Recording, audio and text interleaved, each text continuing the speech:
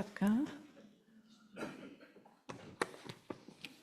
Ce matin, suite à la lecture d'une brochure, j'oriente mon message de ce matin vers l'intercession pour nos bien-aimés qui ne suivent pas le Seigneur.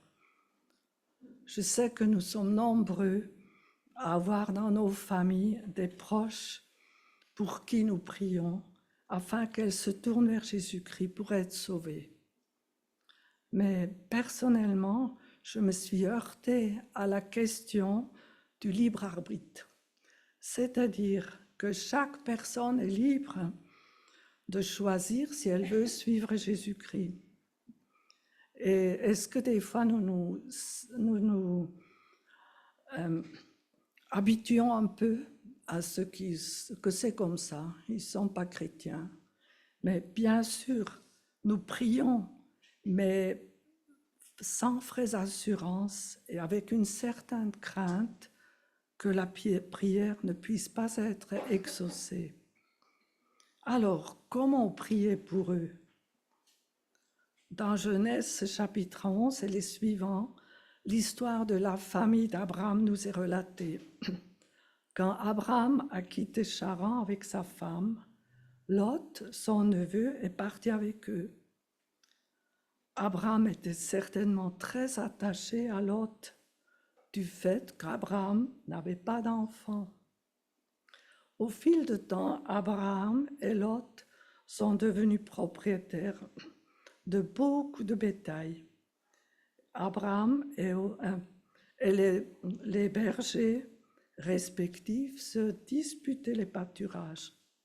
Alors Abraham, ne voulant pas de querelle avec son neveu, lui proposa de se séparer et lui laisser le choix de l'endroit où il voulait s'installer. Lot choisit pour lui toute la plaine du Jourdain, très fertile, et il dressait ses tentes jusqu'à Sodome, laissant les terres plus arides à son oncle généreux.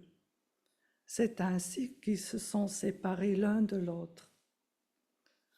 Lot avait choisi égoïstement la terre fertile et facile à cultiver, mais dans une société corrompue. Les habitants de Sodome étaient mauvais et péchaient beaucoup contre l'Éternel. Abraham, par contre, dressa ses tentes au chêne de Mamré, à côté d'Hébron, un endroit moins favorable que la plaine du Jourdain. Mais il bâtit un autel à l'Éternel, et la bénédiction de l'Éternel était sur lui. Ailleurs est écrit qu'Abraham crut à Dieu, et cela lui fut compté comme justice, et il fut appelé ami de Dieu. Voilà un petit contexte, le contexte. Et dans le chapitre 18 de Genèse, l'Éternel apparut à Abraham parmi les chênes de Mamré. Alors qu'il était assis à l'entrée de sa tente pendant la chaleur du jour, il leva les yeux et vit 3 hommes debout, non loin de lui. Quand il les vit, il courut près de l'entrée de sa tente à leur rencontre et se présenta jusqu'à terre. Il dit, « Seigneur, si j'ai trouvé grâce à tes yeux, ne passe pas loin de ton serviteur. » Il les invita pour le repas. Et après avoir mangé, je lis à partir de verset 16, chapitre 18. Après avoir mangé, ces hommes se levèrent pour partir en se dirigeant du côté de Sodome. Abraham les accompagna pour les reconduire. Alors l'Éternel dit, « Cacherai-je à Abraham ce que je vais faire? Abraham deviendra une nation grande et puissante, et toutes les nations de la terre seront bénies en lui. En effet, je l'ai choisi afin qu'il ordonne à ses fils et à sa famille après lui de garder la voie de l'Éternel en pratiquant la droiture et la justice. Ainsi, l'Éternel accomplira en faveur d'Abraham les promesses qu'il lui a faites. » Et l'Éternel dit, « Le cri contre Sodome et Gomorrhe a augmenté et leur péché est énorme. C'est pourquoi je vais descendre et je verrai s'ils ont agi entièrement d'après le bruit venu jusqu'à moi.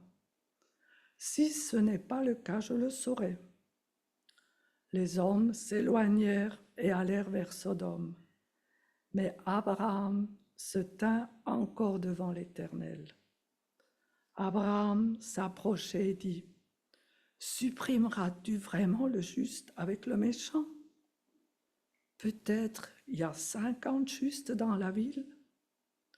Les supprimeras-tu aussi et ne pardonneras-tu pas à cette ville à cause de ces 50 justes qui sont au milieu d'elle? Faire mourir le juste avec le méchant, si bien que le sort du juste serait identique à celui du méchant, cela ne correspond certainement pas à ta manière d'agir. Celui qui juge toute la terre, n'appliquera-t-il pas le droit? » L'Éternel dit, « Si je trouve à Sodome 50 justes, je pardonnerai à toute la ville à cause d'eux. » Abraham reprit, « Voici que j'ai eu l'audace de parler au Seigneur, moi qui ne suis que poussière et cendre. Peut-être à ces 50 justes en manquera-t-il 5? Pour 5, détruiras-tu toute la ville? » L'Éternel dit, « Je ne la détruirai pas si je trouve 45 justes. » Abraham continuait de lui parler, dit, « Peut-être s'y trouvera-t-il 40 justes. » L'Éternel dit, « Je ne lui ferai rien à cause de ces 40. » Abraham dit, « Que le Seigneur ne s'irrite pas et je parlerai. Peut-être s'y trouvera-t-il 30 justes. » L'Éternel dit, « Je ne lui ferai rien si je trouve 30 justes. » Abraham dit, « Voici que j'ai eu l'audace de parler au Seigneur. Peut-être s'y trouvera-t-il 20 justes. » L'Éternel dit, « Je ne la détruirai pas à cause de ces 20. » Abraham dit, « Que le Seigneur ne s'irrite pas si je ne parlerai plus que cette fois-ci.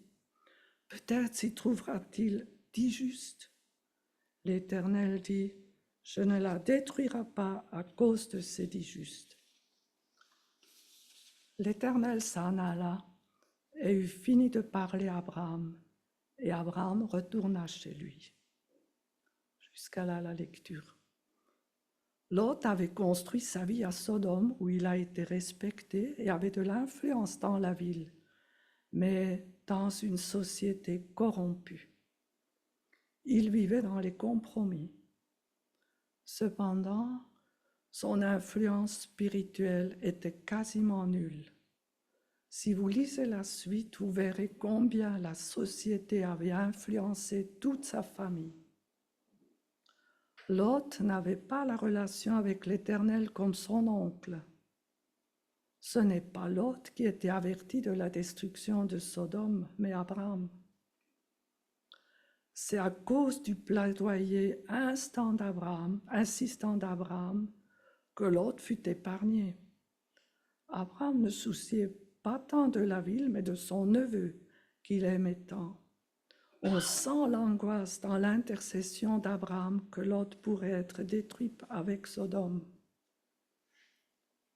Et le chapitre 19, 29 est dit, « Dieu se souvint d'Abraham et épargna Lot. » Dieu a accordé cette faveur à son ami Abraham.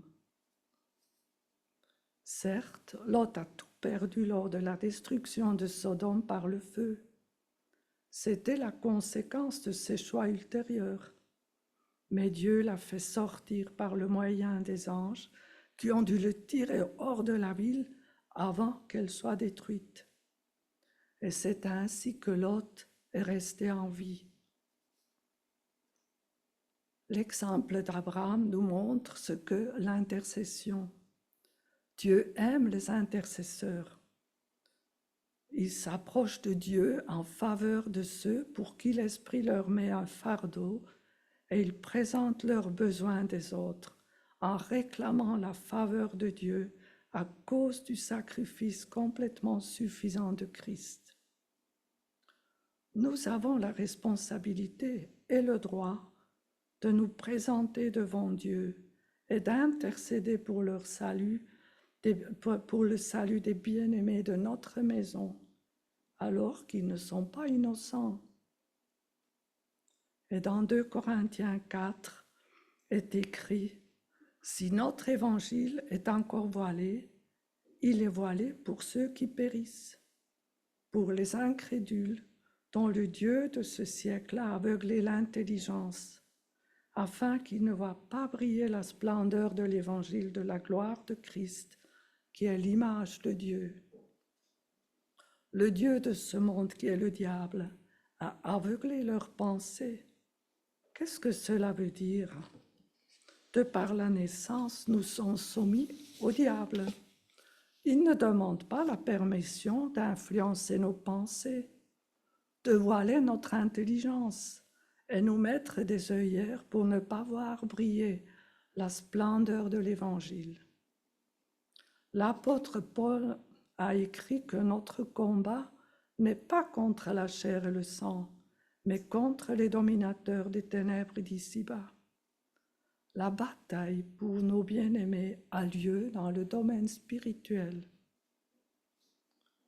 Nous n'avons pas autorité sur nos bien-aimés. Par contre, Jésus nous donne de pouvoir lutter contre l'influence du diable sur eux. Mais il faut l'exercer dans le nom puissant de Jésus. Dans Jacques 4, 7, il est écrit « Résistez au diable et il fuira loin de vous ». Pourquoi ne pas lui résister en faveur de nos bien-aimés qui luttent sous l'influence de son contrôle? Quand Israël était en guerre avec Amalek, Moïse priait les bras élevés vers le ciel. Dès qu'il baissait les bras, c'est Amalek qui avait l'avantage. Alors, Aaron et Hur sont venus lui soutenir les bras, et c'est Israël qui avait l'avantage. Et Israël a gagné le combat. On voit l'influence du combat de l'intercession de ces trois hommes. Ils n'ont pas baissé les bras et ont combattu jusqu'au bout. La Bible enseigne que Satan a beaucoup de compétences, beaucoup plus que n'importe quel être humain. Pourtant, sa compétence est limitée.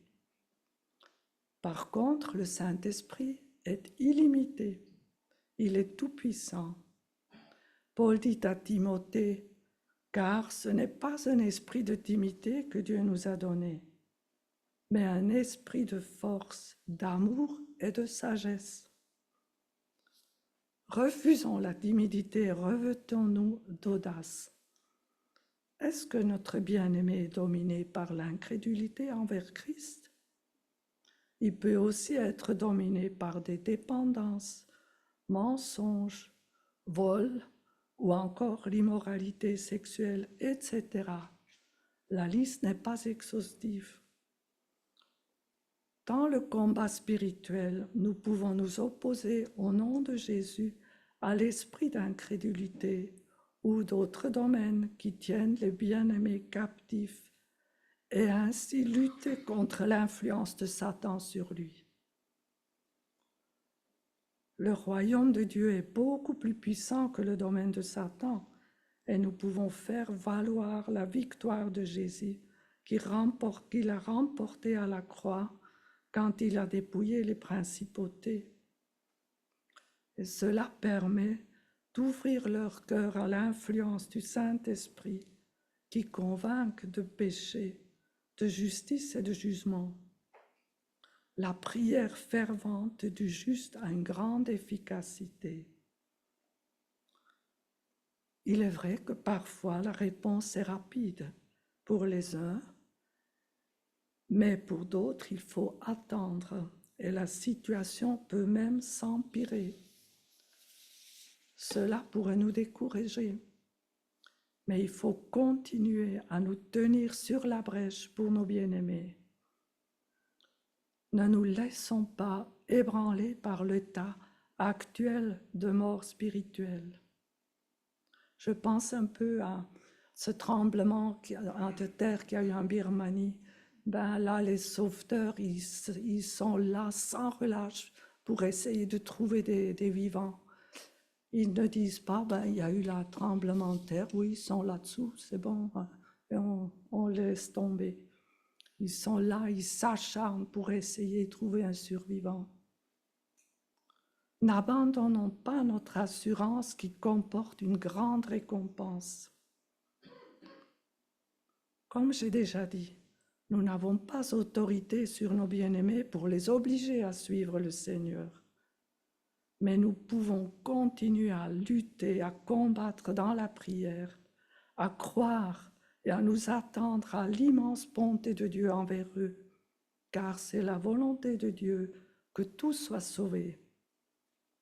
Je pense à la petite histoire d'un fils qui a dit à Dieu, « Arrête de me troubler !»